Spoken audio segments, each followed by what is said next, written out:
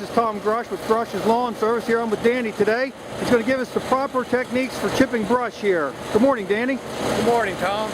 I'm Danny Smith with Aspen Tree.